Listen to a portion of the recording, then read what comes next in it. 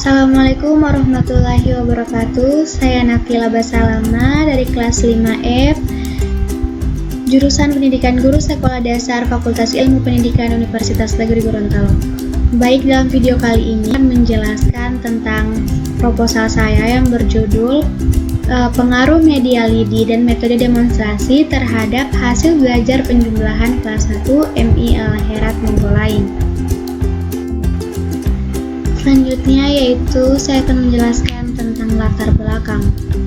Latar belakang dari judul proposal saya yaitu matematika sebagai salah satu mata pelajaran di sekolah yang dinilai sangat memegang peran penting karena matematika dapat meningkatkan pengetahuan siswa dalam berpikir secara logis, rasional, kritis, cermat, efektif, dan efisien. 1 SD mempelajari operasi hitung penjumlahan adalah sebagai modal awal dalam meneruskan jenjang tingkat sekolah yang lebih tinggi. Nah, dalam proposal saya ini dikarenakan kondisi yang terjadi terhadap hasil belajar siswa anak kelas 1 SD tentang operasi hitung penjumlahan kurang begitu maksimal, terbukti dari 35 siswa, hanya ada 40% siswa yang mampu mengerjakan hitung penjumlahan. Hal tersebut dikarenakan guru belum menggunakan media dan metode yang tepat. Nah, sehingga dalam proses pembelajaran berlangsung, anak-anak terlihat bosan, cenderung pasif, dan tidak semangat dalam belajar. Maka dari itu, dalam pembelajaran matematika penjumlahan ini cocok menggunakan media lidi dan model demonstrasi agar siswa bisa lebih memahami dan aktif dalam kelas. Selanjutnya yaitu identifikasi masalah. Berdasarkan latar belakang masalah, maka identifikasi masalah tersebut yang pertama yaitu masih banyak siswa yang merasa kesulitan dalam berhitung matematika pada operasi hitung penjumlahan, terbukti dari nilai mereka yang masih rendah. Dan yang kedua, guru belum menggunakan media dan metode yang tepat serta sesuai dengan keadaan siswa sehingga siswa masih sulit untuk melakukan penjumlahan. Dan yang ketiga yaitu proses pembelajaran yang menggunakan pembelajaran konvensional, yakni ceramah, tanya jawab, dan pemberian tugas sehingga pembelajaran didominasi oleh guru. Selanjutnya yaitu rumusan masalah. Dari latar belakang dan identifikasi masalah, maka rumusan masalah yaitu bagaimana pengaruh media lidi dan metode demonstrasi terhadap hasil belajar penjumlahan siswa kelas 1 MI Al-Khairat Monggolain. Adapun tujuan penelitian ini adalah untuk mengetahui dan mendeskripsikan pengaruh media lidi dan metode demonstrasi terhadap hasil belajar penjumlahan siswa kelas 1 MI Al-Khairat Monggolain. Selanjutnya manfaat penelitian. Adapun manfaat dari penelitian ini, yang pertama yaitu bagi siswa. Manfaat bagi siswa yaitu dapat meningkatkan kemampuan siswa dalam mengerjakan hitung penjumlahan. Yang kedua, dapat meningkatkan keaktifan siswa dalam memahami konsep tentang penjumlahan. Yang ketiga, menumbuh kembangkan minat belajar siswa pada pembelajaran matematika. Selanjutnya, manfaat bagi guru.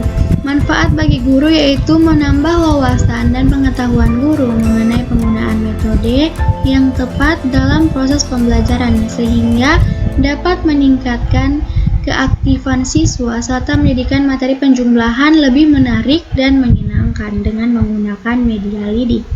Selanjutnya yaitu manfaat bagi sekolah.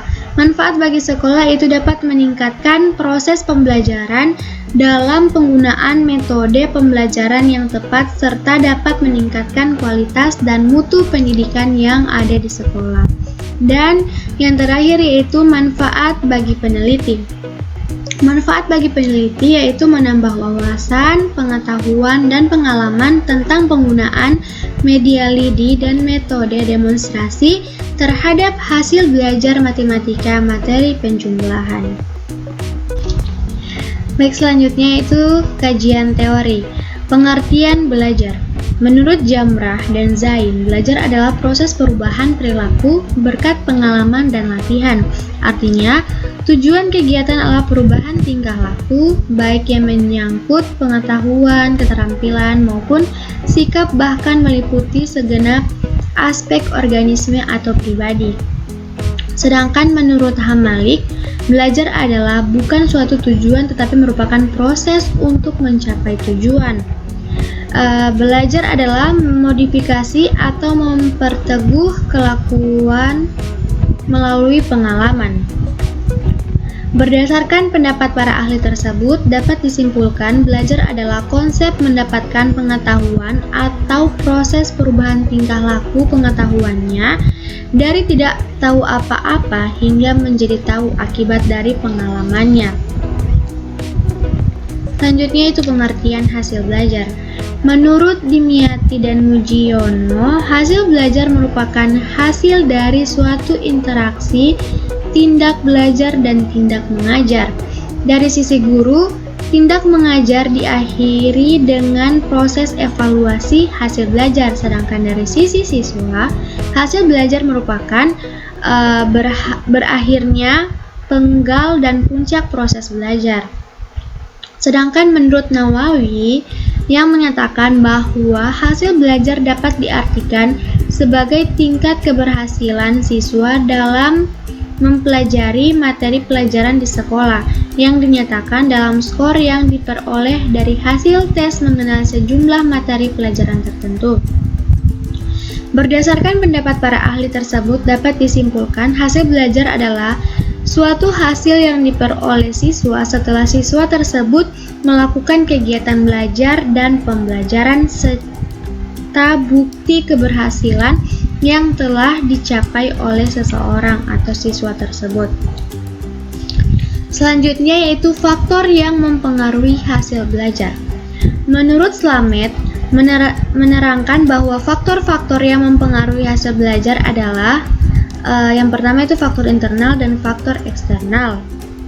Faktor internal di sini terdapat 3 poin. Yang pertama itu faktor jasmani yang terdiri dari kesehatan dan faktor cacat tubuh. Poin yang kedua yaitu faktor psikologis yang terdiri dari inteligensi, perhatian, minat, bakat, motif, kematangan, dan kesiapan. Serta poin yang ketiga yaitu faktor kelelahan, baik kelelahan secara jasmani maupun secara rohani. Dan yang kedua yaitu faktor eksternal.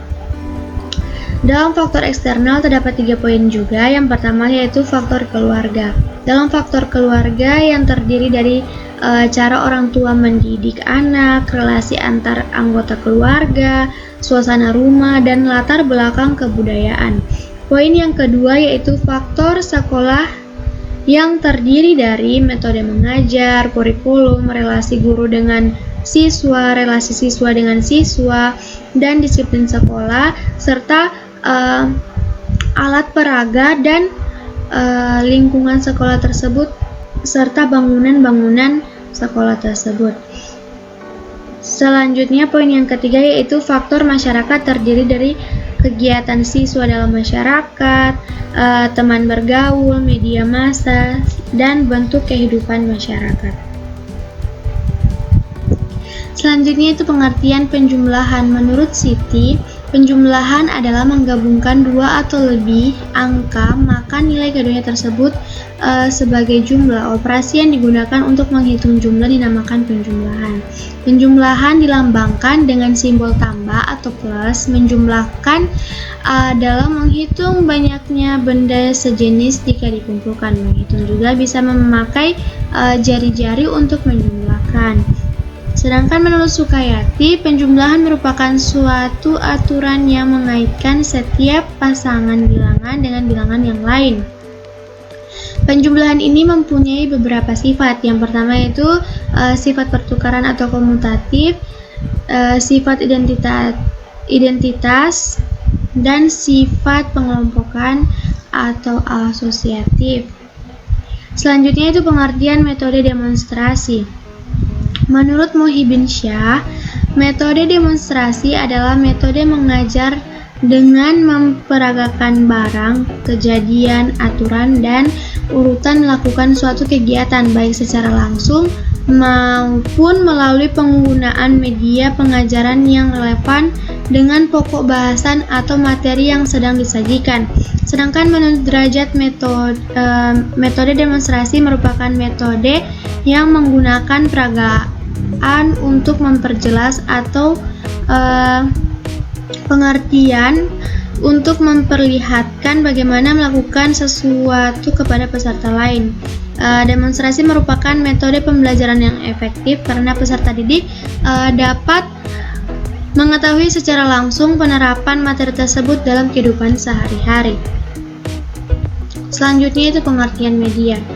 Menurut Arif S. Sadiman dalam Cahyawati bahwa media merupakan segala sesuatu yang dapat digunakan untuk menyalurkan pesan dari pengirim ke penerima pesan. Selanjutnya yaitu media lidi. Media lidi berasal dari pelapa kelapa yang sering digunakan sebagai alat pembersih halaman atau pekarangan, atau sering juga disebut dengan sapu lidi. Sapu lidi banyak terdapat di perumahan, perkantoran, maupun sekolah. Oleh sebab itu, siswa relatif mengetahui dan memiliki pengalaman yang berkaitan dengan sapu lidi. Selain digunakan sebagai alat kebersihan, lidi dapat digunakan sebagai media pembelajaran tematik sekolah dasar. Dalam proses belajar mengajar, yaitu memotivasi siswa, salah satu cara meningkatkan motivasi belajar adalah dengan menggunakan alat peraga, sehingga diharapkan konsep abstrak yang baru difahami siswa akan mengendap, melekat, dan tahan lama, tidak hanya sekedar lewat begitu saja. Dengan memanfaatkan lidi, siswa akan terbantu dalam memahami penjumlahan dalam matematika.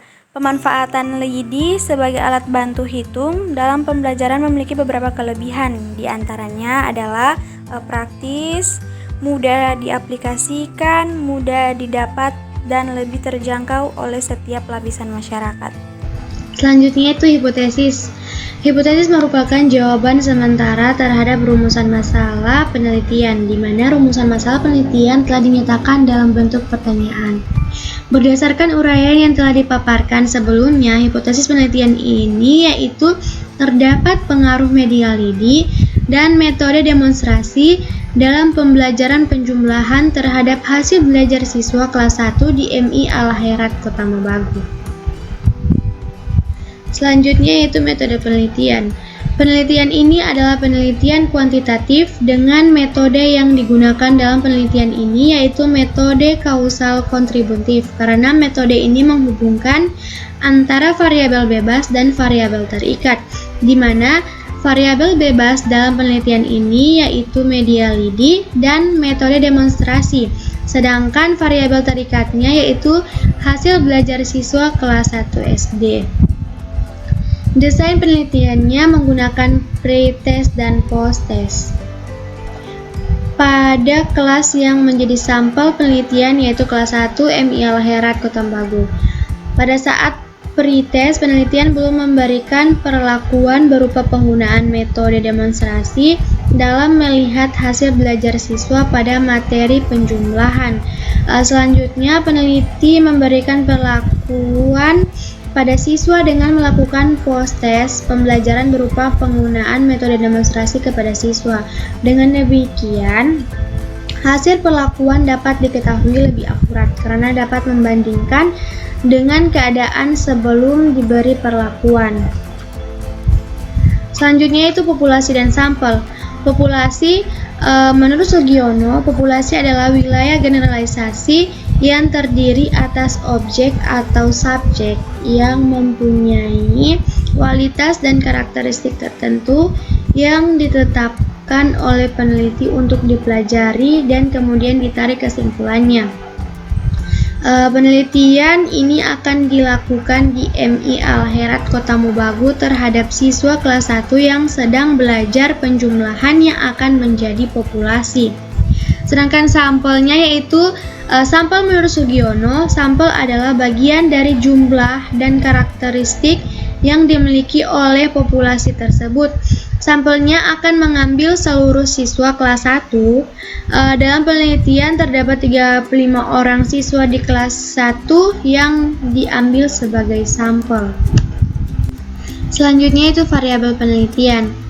Dalam penelitian ini terdapat dua variabel, yaitu variabel bebas atau X dan variabel terikat atau Y.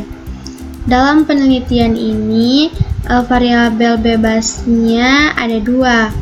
Variabel bebas 1 yaitu media lidi dan variabel bebas atau X2 yaitu metode demonstrasi.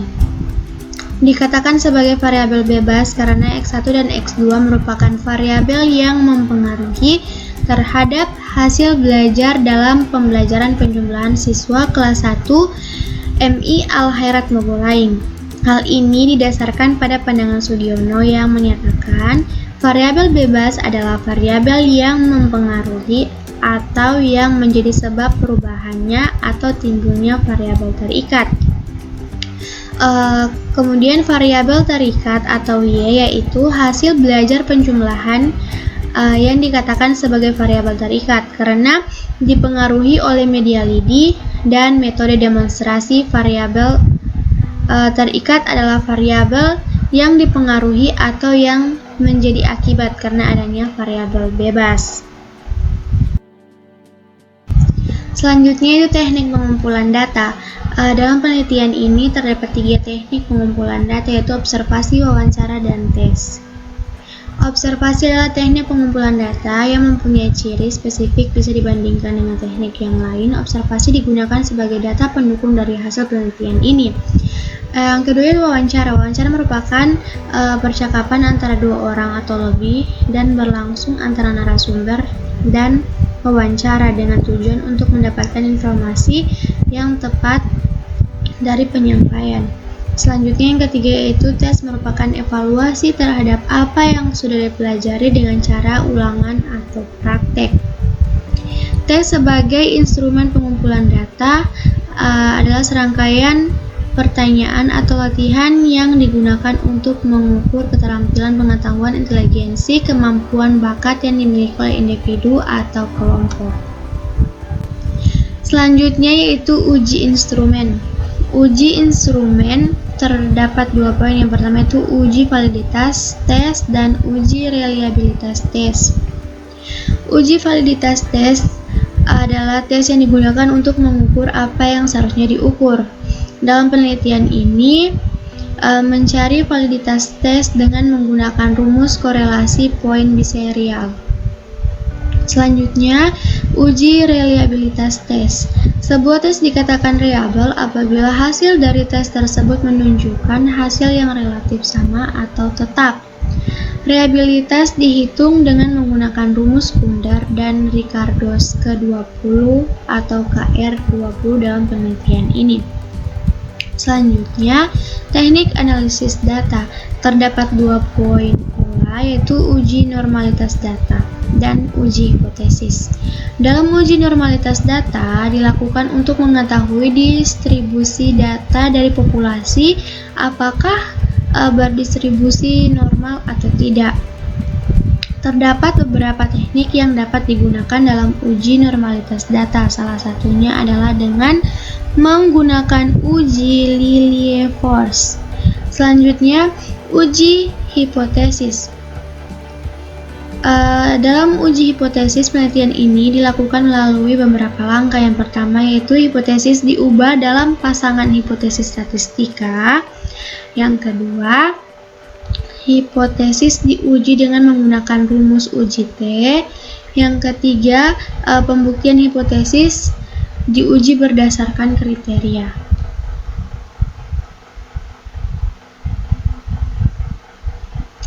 Itulah hasil pemaparan saya. Mohon maaf atas kekurangan. Wabillahi taufiq wal hidayah. Wassalamualaikum warahmatullahi wabarakatuh.